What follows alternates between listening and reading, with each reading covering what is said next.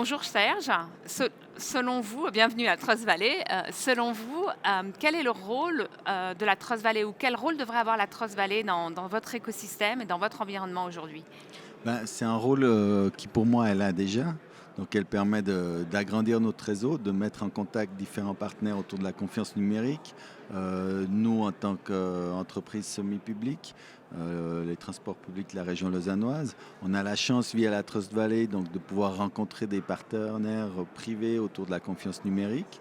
Et on a eu la chance de pouvoir être partie prenante dans un projet autour de la mobilité et de l'autodétermination numérique. Donc on a été approché et c'est avec plaisir qu'on participe à ce projet, projet de demain, mais actuel. On est vraiment dans ce concept de privacy by design où on peut réfléchir dès le début et mettre en place dès le début des concepts de sécurité, de confiance autour de la donnée.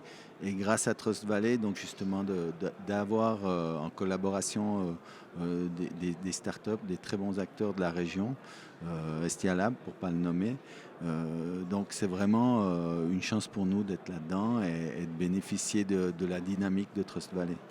Donc aujourd'hui, la Trust Valley, quelque part, vous créez cet écosystème, cette plateforme où vous pouvez avoir des échanges avec les acteurs qui vont vous aider à développer vos projets dans le futur? Oui, ils vont en effet nous permettre d'imaginer de nouveaux modèles d'affaires, voir comment, en respectant les usagers, les données des usagers, on va pouvoir imaginer de nouveaux modèles d'affaires.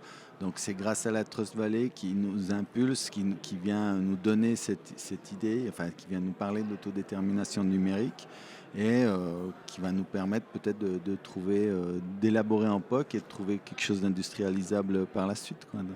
Et aujourd'hui, vous avez passé la journée ici à networker, à échanger avec les gens. Est-ce qu'il y a quelque chose qui vous a surpris ou quelque chose que vous avez appris en Alors, particulier?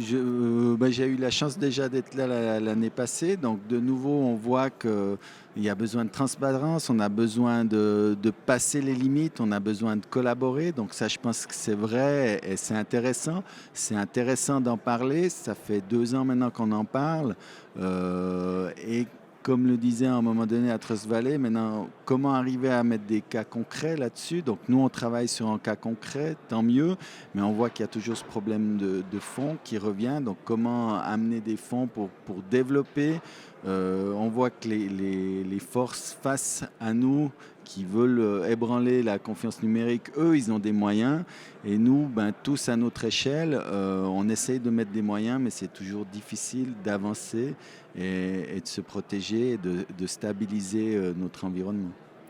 Quel est votre plus grand enjeu aujourd'hui, votre plus grand challenge? Vous parlez de moyens, mais est-ce qu'il y a... Le grand enjeu, c'est d'être prêt en cas où on a une faille qui serait décelée et exploitée. Donc notre grand enjeu, c'est d'être prêt à pouvoir tout de suite alerter cette faille et essayer d'y remédier, voire de la combler. Donc c'est notre enjeu, c'est de rester alerte par rapport à l'exposition qu'on a.